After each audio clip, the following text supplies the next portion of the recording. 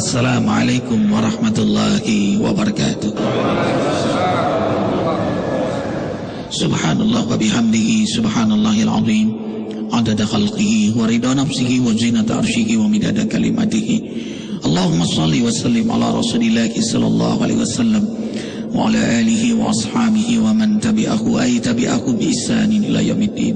Ikhwah, kembali Allah bahagiakan kita duduk di majelisnya Allah, dan kali ini kita akan lanjutkan bahasan kemarin tentang infak, pintu rezeki, bagian kedua. Sebenarnya bagiannya akan terus panjang, tidak hanya kedua, ketiga, keempat, karena kita mengaji dengan guru yang sangat tepat, yang wara, yang juhud, yang istiqamah. Ya Allah, beliau seorang hafidh yang hafal Quran, dan beliau menguasai kitab kuning cukup apik, cukup rapi. Dari beliau lahir generasi-generasi para penghafal Al-Quran. Dan Allahu Akbar, bahagia sekali beliau sekarang ada di samping Arifin Buya Yahya. Allahu Akbar, walillahil hamd. Tapi sebelumnya ikhwah, kita simak dulu. Silakan di rumah, dimanapun, buka surah Al-Baqarah ayat 263 bersama akhi fillah Ustaz Jainil Haq. Beliau adalah imam dan juga muadzin Masjid Az-Zikra Sentul. A'udzu billahi minasy syaithanir rajim. Bismillahirrahmanirrahim.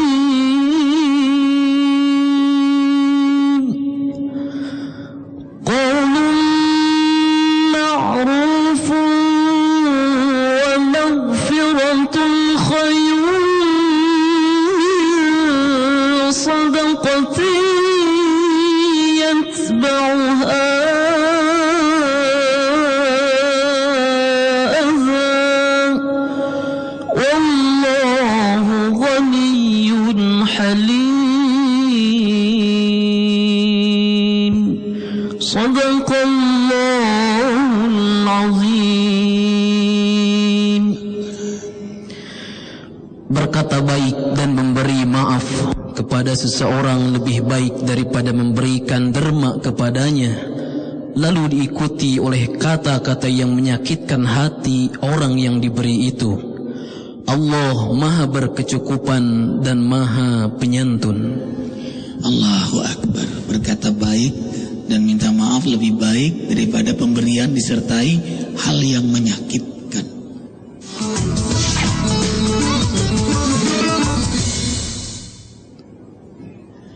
Nasihati kami Buya.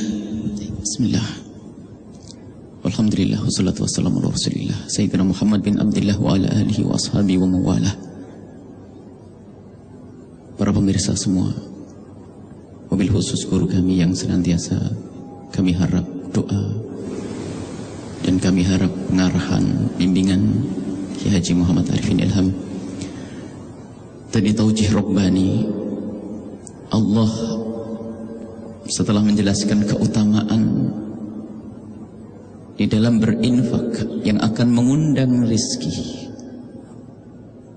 setelah itu Allah menyempurnakan bagaimana seorang hamba di dalam infak agar benar dan baik. Kadang kita menemukan orang yang minta kepada kita tidak punya adab. Sebetulnya di situ juga untuk kalau Imam Ghazali kalau pengen tahu keikhlasanmu, coba. Jika ada orang mengetuk rumahmu dengan ketukan yang amat keras, lalu dengan suara yang keras meminta kepadamu, kebetulan di saat itu engkau lagi tidur, apa yang kau lakukan saat itu? Mungkin akan kita tolak, kamu tidak punya adab. Kemudian setelah itu datang yang kedua, dengan bahasa lembut, mohon maaf, dengan panjatan doa yang banyak, dengan kata-kata yang lembut baik. Kira-kira bagaimana? Akan kau kasih? Kata Imam Ghazali. Dijawab, akan kami kasih baik. Di saat itu kamu belum ikhlas. Sebab yang pertama juga butuh, yang kedua juga butuh. Bedanya yang pertama tidak adab kepadamu, yang kedua beradab kepadamu. Jadi di saat engkau memberi yang kedua, kamu hanya ingin dibalas dengan senyumnya saja. bukan mengharapkan Allah Subhanahu wa taala. Nah, kadang kita menemukan orang yang minta kepada kita dengan tidak adab. Kalau engkau tidak bisa memberi, jangan mencaci. Qaulun ma'ruf. Kadang sudah tidak memberi, mencaci. Bahasa. Tidak memberi, mencaci lagi.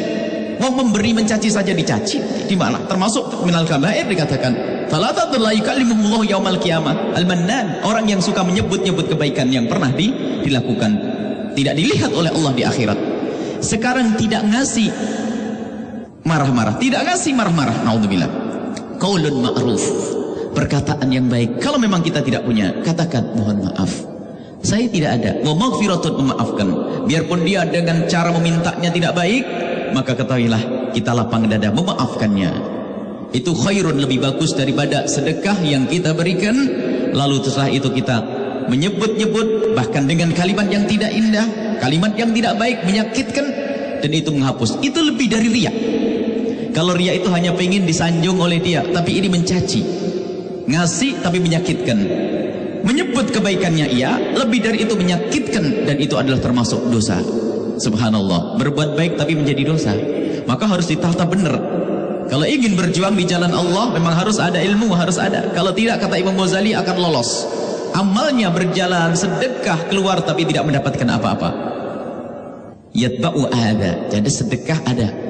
Orang melakukan sedekah tapi diikuti dengan kalimat-kalimat yang tidak baik, kalimat yang menyakitkan, dan ketahuilah itu bukan saja amalnya tidak diterima, tapi lebih dari itu mengundang murka Allah Subhanahu wa taala, menjadi tidak dilihat oleh Allah Subhanahu wa taala. Ada satu hal lagi yang paling penting, lebih penting. Artinya apa? Untuk bisa melaksanakan ini adalah apa? Di saat kita menjadi posisi orang yang meminta, apakah atas nama pribadi yang fakir atau atas nama yayasan? Jangan kita meminta menjadi orang tersebut punya sifat man. Jangan sampai kita meminta menjadi orang itu marah kepada kita. Sehingga di dalam meminta itu adab. Ada orang pengen membangun pesantren atau masjid, lalu begini, yang penting banyak, ikhlas gak penting. Ini kurang ajar. Ini kurang ajar, paling kurang ajar nih manusia. Karena apa? Pengen pondoknya gede, tak taunya orang itu masuk neraka. Tidak, harus adab. Sehingga Nabi tidak pernah menyiksa orang. Tidak pernah mengatakan, hei Umar, hei Uthman, hei kaya, aku mau jihad, mana duitmu? Gak ada. Tapi Nabi selalu menghimbau. Setelah itu tersentuh hatinya, sehingga keluar dari hatinya dengan penuh ikhlasan. Kadang kita panitia pembangunan itu yang inginkan adalah gedenya masjid, gedenya pesantren, tidak peduli yang nyumbang itu masuk surga atau tidak. Termasuk kedoliman yang paling besar dari panitia adalah tidak memperhatikan orang yang berinfak. Dan tanyakan kepada kita semua yang pernah ngurusi masjid, pernahkah kita mendoakan orang yang menitipkan satu bata merah? Makanya lihat, yang paling penting adalah kita mendoakan. Setelah itu mendoakan siapapun yang berjuang bersama kita dengan doa-doa ketulusan, dan itu yang mereka butuhkan. Gak butuh balasan, mereka orang kaya kok. Mau kita kasih duit, kasih hadiah, mereka orang kaya. Ternyata yang mereka butuhkan adalah mendoakan mereka, semoga Allah memberikan ketulusan. Dan sudahkah kita lakukan? Kadang kita terlena dengan kemegahan bangunan kita. Oh alhamdulillah, lupa yang bangun siapa, yang ini. Masya Allah. Jadi ini tugas kita semua. Dan yang pertama sebelumnya apa? Di saat meminta dengan yang baik, jangan bikin malu. So ketika ada satu tempat ingin membangun pesantren, ada pejabat datang, waktu itu gubernur. Kemudian ada satu orang yang kocak, berbicara kocak itu langsung menembak instansi ini kasih apa ini? Bukan ada gubernur nih. Ini apa? Dalam satu waktu memang bisa berapa miliar. Tapi itu bukan caranya Rasulullah membuat orang malu. Dikatakan al-akhdhu bil haya'i akhdhu bis saif. Kalau orang mengambil dengan mempermalu, maka itu seperti main pakai pedang. Sama, orang punya makom, ustadz, kiai, lalu berkata, jamnya mana buat saya? Surga insya Allah. Kayak punya surga aja. Dikasih, karena malu kalau tidak ngasih. Ini kayak main pedang, kayak ngerampoknya pakai agama. Itu lebih jahat lagi dari perampok di pasar. Allah. Semoga Allah menjaga kita semua, menjaga ulama-ulama kita semua. Masya Allah. Kita juga pengen, Masya Allah. Subhanallah. Allahu Akbar. Karena itu walaupun serpihan pasir 100 rupiah ikhlas, subhanallah, itulah cikal bakal tumbuh keberkahan. Allahu Akbar. Jadi kalau datang orang miskin ke rumah minta sesuatu pada kita yang sangat dibutuhkan, kita nggak punya apa-apa karena memang susah saat itu, maka berikanlah senyum. Insya Allah yang miskin itu berkata, aku tidak butuh senyummu. Orang lapar kok disenyumi.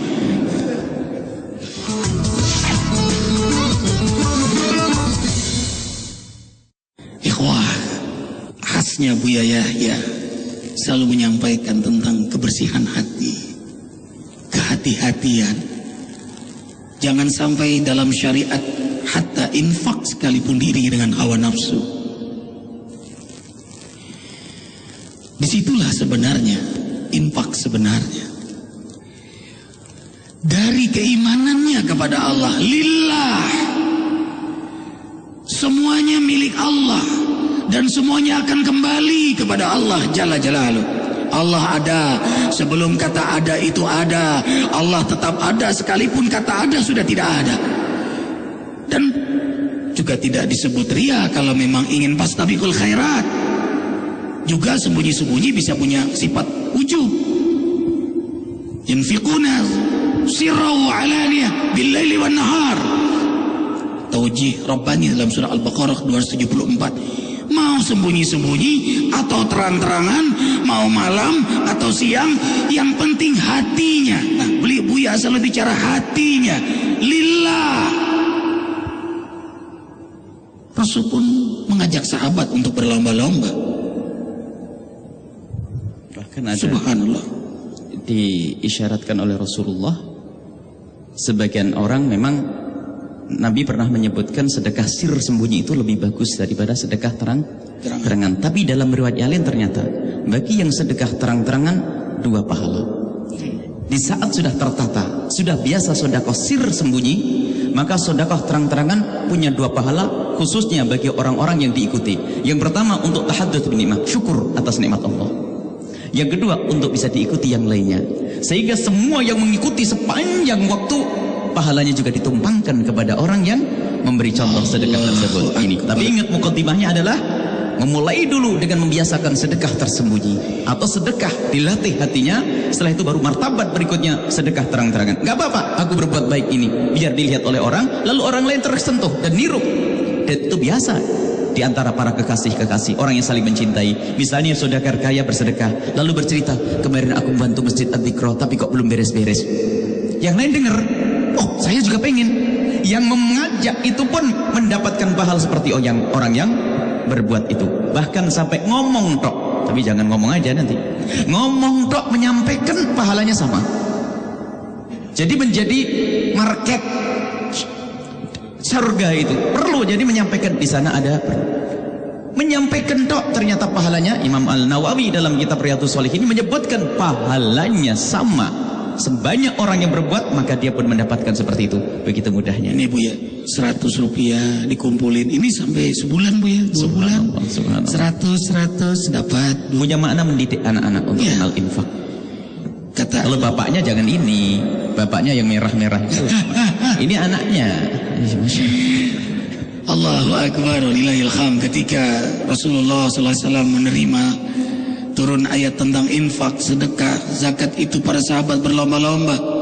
Lalu Umar bin Khattab separuh hartanya, kemudian Sayyidina Abu Bakar As-Siddiq, subhanallah, seluruh hartanya. Terdengar oleh Rasulullah SAW. Lalu Rasul SAW bertanya kepada mertua tercinta ini. Sahabat itu saling mencintai lalu sampai jadi keluarga ya Bu ya. Apakah benar engkau menginfakkan seluruh hartamu?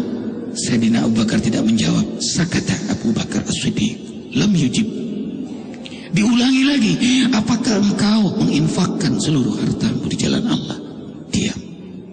Ketiga kali karena Rasul terus bertanya, tidak santun, tidak menjawab. Apakah kau benar menginfakkan seluruh hartamu di jalan Allah? Sadaqta, benar ya Rasulullah. Idan malak, kalau begitu apa yang kau punya? Subhanallah, jawaban Sayyidina Abu Bakar Siddiq, Allah wa anta ya Rasulullah sallallahu alaihi wasallam. Yang aku punya sekarang Allah dan engkau ya Rasulullah. Tiada yang kita miliki, hanya soal waktu semuanya akan kembali pada pemiliknya. Hanya orang beriman yang cerdas, yang tahu bahwa harta ini milik Allah, maka ia buat menjadi amal jariah, amal yang panjang, amal yang baqa, yang ia bawa ke alam kubur, yang ia bawa di akhirat nanti. Allahu Akbar. Karena itu hanya orang beriman yang bersedekah, berinfak, berzakat. Kalau tidak, dianggap dusta imannya. Siapa? Mereka yang tidak peduli dengan fakir miskin dan tidak menyantuni anak yatim. Mereka dusta. Allahu Akbar. Lagi-lagi terbatas waktu, Buya. Makanya ngaji, datang ke Cirebon, pesantren Al-Bahza. Setiap bulan, Buya, hari apa kajian bulanannya? Sabtu Ahad. Sabtu Ahad. So, setiap seminggu pekan. sekali. Setiap Sabtu dan setiap Ahad. Jam? Sabtu tafsir 6:30 sampai jam 8. Sabtu tafsir, Ahad hadis. Sama jamnya. Jamnya sama. Jamnya sama. Al-Bahza, Cirebon. Allahu Akbar. Terima kasih, Buya. Dan juga bisa hadir langsung yang dekat di sini, Jakarta, Bogor, Cibinong, Babakan Madang. Masjid Az-Zikra Sentul setiap subuh sampai isyraq bersama guru-guru. Arifin hanya menjadi wasilah, MC. Allahu Akbar. Karena Buya menasihati, yang menjadi wasilah kebaikan, dia mendapat nilai kebaikan itu. Semua kita bisa menjadi wasilah. Jadilah orang yang berdakwah. Kalau nggak bisa, jadilah orang yang menjadi wasilah dalam dakwah itu. Terima kasih HMTP menjadi wasilah dakwah. Allahu Akbar. Mudah-mudahan kru-kru semua meraih pahala yang banyak. Terima kasih amal jariah ikhwah semua. Insya Allah kami terus, tadi Buya yang bilang jangan lupa mendoakan. Kami terus mendoakan Buya, walaupun 100 rupiah, walaupun 100 rupiah, walaupun hanya dengan doa. Ya Allah, berkahi semua yang berinfak, semua yang memperhatikan perjuangan di jalan-Mu ya Allah. Maafkan Arifin. Subhanakallahumma bihamdika asyhadu an la ilaha illa anta astaghfiruka wa atubu ilaik. Wabillahi taufiq wal hidayah. Assalamualaikum warahmatullahi wabarakatuh. Ya Nabi, salam alaika ya